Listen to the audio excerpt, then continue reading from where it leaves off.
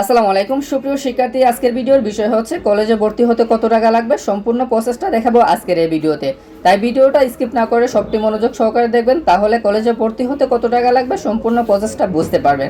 তাহলে কথা না বাড়িয়ে ভিডিওটা শুরু করা যাক। সো দেখতেই পাচ্ছেন একটি লিস্ট আপনাদের মাঝে ওপেন করেছি। এখানে এমপিভুক্ত কলেজের জন্য ঢাকা মেট্রোপলিটনের জন্য বাংলা ভার্সনের জন্য হচ্ছে 5,000 টাকা ফি দিতে হবে, আর ইংরেজি ভার্সনের জন্য হচ্ছে 5,000 সেমি। ঢাকা মেট্রোপলিটন ব্যতীত হচ্ছে আপনার বাংলা ভার্সনের জন্য 3,000 এবং ইংরেজি ভার্সনের জন্য 3,000 টাকা প্রদান করতে হবে। জেলা ভিত্তিক কলেজগুলো যে রয়েছে তার জন্য হচ্ছে আপনার বাংলা ভার্সনের জন্য 2,000, ইংরেজি ভার্সনের জন্য 2,000। তারপরে হচ্ছে উপজেলা মফস্বল, এখানে বাংলা ভার্সনের জন্য হচ্ছে 1,500 টাকা এবং ইংরেজি ভার্সনের জন্য হচ্ছে 1,500 টাকা। সো এই হচ্ছে আরেকটা লিস্ট, আমি আরেকটা লিস্ট আপনাদের মাঝে ওপেন করেছি, দেখতে পাচ্ছেন সেকেন্ড লিস্টটা। এখানে হচ্ছে নন এমপিভুক্ত আংশিক এমপিভুক্ত প্রতিষ্ঠানের ক্ষেত্রে হচ্ছে চার্জ নিচে দেওয়া আছে। ঢাকা মেট্রোপলিটনের জন্য বাংলা ভার্সনের জন্য 7,500 টাকা এবং ইংরেজি ভার্সনের জন্য 8,500 টাকা। ঢাকা মেট্রোপলিটন ব্যতীত হচ্ছে আপনার বাংলা ভার্সনের জন্য 5,000 টাকা এবং ইংরেজি ভার্সনের জন্য 6,000 টাকা। জেলা ব্যক্তিকের জন্য হচ্ছে বাংলা ভার্সনের জন্য 3,000 টাকা এবং ইংরেজি ভার্সনের জন্য 4,000 টাকা।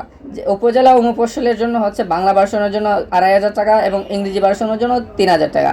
এই যে দুইটি চেট আপনাদের মাঝে দেখিয়েছি, দুইটি চেট অনুযায়ী কিন্তু আপনাদের এই সবগুলা এই কলেজের কিন্তু এই দুইটি লিস্টের আওতাধীন আছে। তো হচ্ছে আপনারা দেখে অবশ্যই ফিটা জমা দিবেন। আর কলেজের ভর্তির ডেট হচ্ছে আপনার 15 তারিখ থেকে 25 তারিখে পর্যন্ত। এই তারিখের ভিতরে সবাই কিন্তু কলেজেও ভর্তি হয়ে যাবেন। তারপরও বিভিন্ন কলেজে দেখা যাচ্ছে আপনাদের অনলাইনে আবেদন করতে হবে, অনলাইনে আবেদন করে ভর্তি হবে। সে বিষয় যদি না বুঝেন আমার ইউটিউব চ্যানেলে ভিডিও দেওয়া আছে, আপনারা চাইলে দেখে আসতে পারেন কীভাবে ভর্তি হবেন, এ টু জেড সম্পূর্ণ প্রসেসটা। তারপরে হচ্ছে যারা কিছু বুঝেন না, তারপরে হচ্ছে কলেজে ভর্তির সময় কী কী নিয়ে যেতে হবে, কী কী কাগজপত্র নিয়ে যেতে হবে, সম্পূর্ণটা কিন্তু আমি আগের ভিডিওটা দেখেছি, আপনারা চাইলে দেখে আসতে পারবেন।